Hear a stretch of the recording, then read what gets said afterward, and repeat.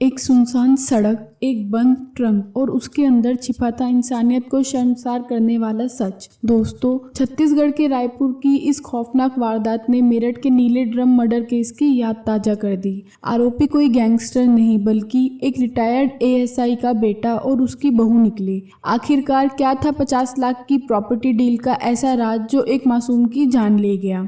आज इस क्रिमिनल वारदात में हम आपको दिखाएंगे कैसे लालच में अंधे दो लोगों ने एक मासूम की जान ले ली। नमस्कार दोस्तों, मेरा नाम है सोनाक्षी और आप देख रहे हैं क्रिमिनल वारदात, जहां हम आपको दिखाते हैं देश विदेश की सबसे बड़ी और खौफनाक अपराध की कहानियां। इससे पहले दोस्तों, मैं आपको ये पूरा केस सुनाऊं, अगर आप हमारे चैनल पर नए हैं तो प्लीज़ आप हमारे चैनल को सब्सक्राइब कर दें और वीडियो को लाइक कर दें। आपका एक सब्सक्राइब मेरी बहुत मदद करेगा। दोस्तों, आज की सच्ची घटना है छत्तीसगढ़ प्रदेश के रायपुर की। छत्तीसगढ़ रायपुर के डीडी नगर के वंडरलैंड पार्क के पास एक जगह लगती है डिपरा नाला। 23 जून 2025 की दोपहर 2 बजे के आसपास पुलिस को कॉल आता है कि डिपरा नाला के पास झाड़ियों में एक ट्रंक पड़ा हुआ है जिसमें से बहुत ज़्यादा स्मेल आ रही है। डीडी नगर पुलिस स्टेशन की टीम मौके पर पहुंच जाती है। सब लोगों की मौजूदगी में इसकी वीडियोग्राफी कराई जाती है और उस ट्रंक को खुलवाया जाता है। जैसे ही ट्रंक खुलता है तो बदबू और तेज आने लगती है और उसके अंदर से लाल रंग का एक ट्रॉली बैग निकलता है। ट्रॉली बैग फट रहा था और जब ध्यान से देखा जाता है तो उसके अंदर एक लाश पड़ी हुई थी और लाश के ऊपर सीमेंट की एक मोटी सी परत थी। लाश जैसे जैसे फूल रही थी वैसे वैसे वो ट्रॉली बैग फटता चला जा रहा था। अब पुलिस ने जल्दी से इस केस की इन्वेस्टिगेशन स्टार्ट कर दी और बॉडी को पोस्टमार्टम के लिए भेज दिया। जब उस ट्रंक को बाहर निकाला जाता है तो उस पर लिखा हुआ था हब्बू भाई।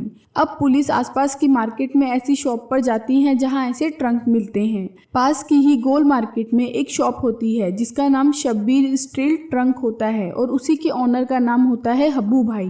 अब पुलिस इस शॉप पर जाकर पूछताछ करती है और उन्हें ट्रंक की फोटो दिखाई जाती है तो हब्बू उस ट्रंक को पहचान जाता है और पुलिस को बताता है कि इस ट्रंक को मैंने 22 जून 2025 को एक कपल को सेल किया था। वो दोनों स्कूटी पर आए थे और उन दोनों ने अपने फेस को कवर किया हुआ था और वो बताता है कि उन लोगों ने ऑनलाइन पेमेंट करी थी। अब पुलिस को एक लीड मिल चुकी थी। पुलिस को पता चला कि किसी अंकित उपाध्याय के अकाउंट से पेमेंट की गई थी जो रायपुरा के इंद्रप्रस्थ कॉलोनी फेज 2 में रहता है। अब पुलिस बिना टाइम वेस्ट करे उस एड्रेस पर पहुंचती है। वहां जाकर पुलिस देखती है कि अंकित के घर पर लॉक लगा हुआ है। आस पड़ोस से पूछने पर पुलिस को पता चलता है कि अंकित उपाध्याय यहाँ अपनी वाइफ शिवानी शर्मा के साथ रहता है और वो दोनों आज ही इंडिगो फ्लाइट से दिल्ली गए हैं। Police SSP doctor Lal Umed Singh ने इस केस को सीरियसली लिया और उन्होंने तभी दिल्ली की पुलिस से कांटेक्ट किया और 23 जून को रात 8 बजे अंकित उपाध्याय और उसकी वाइफ शिवानी शर्मा को इंदिरा गांधी एयरपोर्ट से अरेस्ट कर लिया जाता है।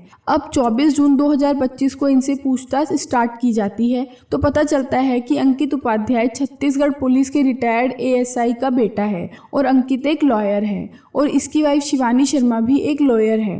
अंकित जब्त हुई हुई प्रॉपर्टी को खरीदने का और बिकवाने का काम करता था। जब पुलिस ने अंकित से ट्रंक और उसमें रखी हुई लाश के बारे में पूछा तो पहले तो उसने कहा कि वो किसी ट्रंक के बारे में नहीं जानता, लेकिन जब पुलिस ने उसे उसकी यूपीआई ट्रांजैक्शन और सीसीटीवी फुटेज दिखाई तो वो अपना जुर्म कबूल कर लेता है। अंकित पुलिस को बताता है कि वो डेड बॉडी किशोर पैंकरा की है। पुलिस अब अंकित से ये जानना चाहती थी कि आखिरकार किशोर का मर्डर क्यों करा गया। तो अंकित पुलिस को बताता है कि किशोर पैंकरा 58 इयर्स का था। हांडीपारा के एचएमटी चौक के पास किशोर पैंकरा रहते थे। किशोर ने शादी नहीं करी थी, इसलिए किशोर का कोई वारिस नहीं था। उसकी एक बहन की मौत हो चुकी थी और दूसरी दुर्ग में रहती थी। इसके अलावा किशोर का कोई रिश्तेदार भी नहीं था।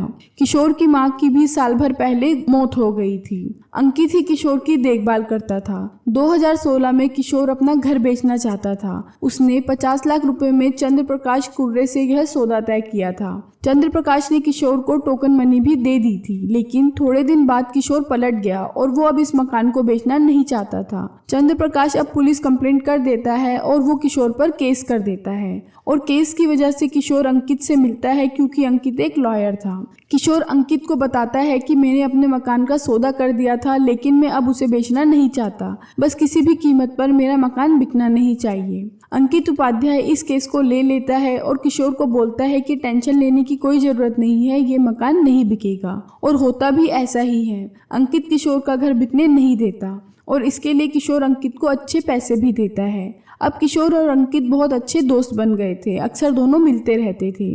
किशोर के पास बहुत प्रॉपर्टी थी, वो बहुत पैसे वाला था। अब कुछ समय बाद किशोर अपना बजरंग नगर वाला घर बेचना चाहता था। किशोर ने जब ये बात अंकित को बताई तो अंकित मान जाता है और 2 लाख रुपए अपनी फीस बताकर अंकित किशोर का वो घर बिकवा देता है।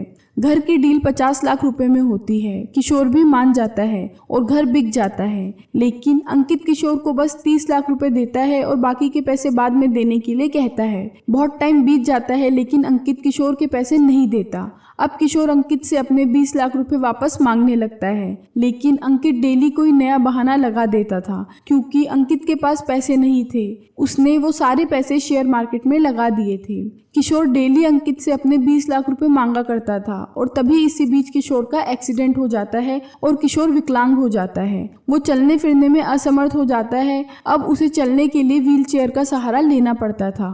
अब किशोर को पैसों की बहुत ज़्यादा ज़रूरत होती है। वो अंकित से इस बारे में बात करता है। तब अंकित कहता है कि मेरे पास अभी तो पैसे नहीं हैं, लेकिन अगर आप चाहें तो मैं आपकी एक हेल्प कर सकता हूँ। आप अकेले रहते हैं क्योंकि देखभाल करने के लिए कोई नहीं है, इसलिए आज से मैं आपका पूरा ख्याल रखूंगा। आपके खाने पीने की सारी व्यवस्था की जिम्मेदारी लूंगा। आपको कुछ भी चाहिए हो, कहीं भी जाना हो, मैं लेकर जाऊंगा। और अंकित की ये बातें सुनकर किशोर भी मान जाता है और कहता है ठीक है, जब तक पैसे नहीं दोगे तब तक आप ही मेरी सेवा करोगे। अब ऐसे करते हुए वक्त आगे बढ़ रहा था। वक्त के साथ साथ लगातार किशोर की डिमांडें भी बढ़ने लगती हैं। किशोर कभी किसी होटल से खाना खाने की डिमांड करता है तो कभी किसी। वो आधी रात को अंकित को किसी भी काम से अपने घर बुला लिया करता था और अंकित को ना चाहते हुए भी किशोर की सारी डिमांड पूरी करनी पड़ रही थी। अंकित किशोर को समझाने की कोशिश कर रहा था कि आपकी डिमांड लगातार बढ़ रही है, मैं इस तरह से आपकी सारी डिमांड पूरी नहीं कर पाऊंगा। लेकिन किशोर उसे बोलता है कि अगर मेरी डिमांड नहीं पूरी कर पाओगे तो मेरे 20 लाख रुपए वापस कर दो। लेकिन अंकित के मन में अब लालच आ गया था। वो किशोर के पैसे वापस नहीं देना चाहता था। उसे पता था कि किशोर के आगे पीछे कोई नहीं है, उसके पास बहुत प्रॉपर्टी भी है। वो किशोर की प्रॉपर्टी और पैसे अब हड़पना चाहता था, इसलिए वो किशोर का मर्डर करने का प्लान बनाने लगा। अंकित ने जब अपनी वाइफ शिवानी शर्मा से इस बारे में बात करी तो उसने अंकित को मना कर दिया। उसे डर था कि वो लोग फंस सकते हैं, लेकिन अंकित के बहुत बार फोर्स करने पर शिवानी मान जाती है। अब ये दोनों मिलकर एक प्लान बनाते हैं और प्लान के हिसाब से मई में अपने घर से थोड़ी दूर एक फ्लैट रेंट पर ले लेते हैं और दोनों वहां शिफ्ट हो जाते हैं। फिर अंकित 21 जून 2025 को सुबह के समय किशोर को अपने रेंटेड फ्लैट पर बुलाता है। वो उसे बोलता है कि आपका घर बहुत पुराना हो रहा है, आप थोड़े टाइम इस घर में रह लो, तब तक हम आपका घर रिनोवेट करवा देंगे। किशोर भी अंकित की ये बात मान लेता है और अपना सामान लेकर उस रेंटेड अपार्टमेंट में आ जाता है। उसके बाद शिवानी और अंकित किशोर को आराम से ब्रेकफास्ट में पोहा खिलाते हैं और पोहा खाने के बाद किशोर को नींद आ जाती है। किशोर के सोने के बाद शिवानी और अंकित उसके रूम में जाते हैं और अंकित उसका गला दबाने लगता है और शिवानी उसके पैर पकड़ लेती है। कुछ ही देर बाद किशोर मर जाता है, लेकिन अंकित और शिवानी को तसल्ली नहीं हो रही थी। उन्हें लग रहा था कि शायद किशोर बच ना जाए, इसलिए वो लोग किचन में रखे चाकू से किशोर का गला भी काट देते हैं। फिर किशोर की डेड बॉडी को एक लाल रंग के बैग में पैक कर देते हैं और ऊपर से उस पर 30 किलो सीमेंट का घोल डाल देते हैं, जिससे बॉडी की स्मेल बाहर ना आए। लेकिन 8-10 घंटे बीत जाने के बाद किशोर की बॉडी में बहुत ज़्यादा बदबू आने लगती है और तब दोनों फिर से एक प्लान बनाते हैं कि किशोर की डेड बॉडी को कहीं बाहर फेंक देते हैं। लेकिन जब इन लोगों ने बैग को उठाने की कोशिश की तो बैग बहुत ज़्यादा भारी हो चुका था। इसके बाद ये लोग 22 तारीख को बाजार जाते हैं और वहाँ से एक ट्रंक खरीद कर लाते हैं और उसके बाद उस लाश वाले बैग को उस ट्रंक में डाल देते हैं। फिर अंकित अपने जानने वाले 2 लड़कों को बुलाता है और उनकी हेल्प लेता है। अब वो दोनों लड़के भी अंकित की हेल्प करने आ जाते हैं और उनकी हेल्प से अंकित ट्रंक को उठवाकर एक ऑल्टो कार में रखवा देता है। आगे आगे शिवानी स्कूटी पर चल रही थी और अंकित कार ड्राइव करके ला रहा था। थोड़ा आगे जाकर ये लोग उस ट्रंक को झाड़ियों में फेंक देते हैं और फिर वहां से भाग जाते हैं। पुलिस ने उन 2 लड़कों को भी पकड़ लिया है और ये चारों अब पुलिस कस्टडी में हैं और पुलिस इनसे पूछताछ कर रही है। दोस्तों, पैसा इंसान को कहां तक गिरा सकता है, इसका सबसे भयानक चेहरा है ये केस। एक दिव्यांग की जान सिर्फ इसलिए ले ली गई क्योंकि उसने अपने हक की मांग की थी। अब देखना ये होगा कि कोर्ट इन दरिंदों को कौन सी सजा देती है और क्या इस केस में कोई और राज बाहर आएगा। अगर आपको लगता है कि ऐसी दरिंदगी के लिए सख्त सजा होनी चाहिए तो वीडियो को लाइक करें, शेयर करें करें और सब्सक्राइब करें क्रिमिनल वारदात 2.0, जहां हम हर हफ्ते लाते हैं सच्ची और सनसनीखेज अपराध की कहानियां। दोस्तों, हम फिर मिलेंगे एक और खौफनाक वारदात की कहानी के साथ। तब तक के लिए आप अपना और अपने परिवार का ख्याल रखें।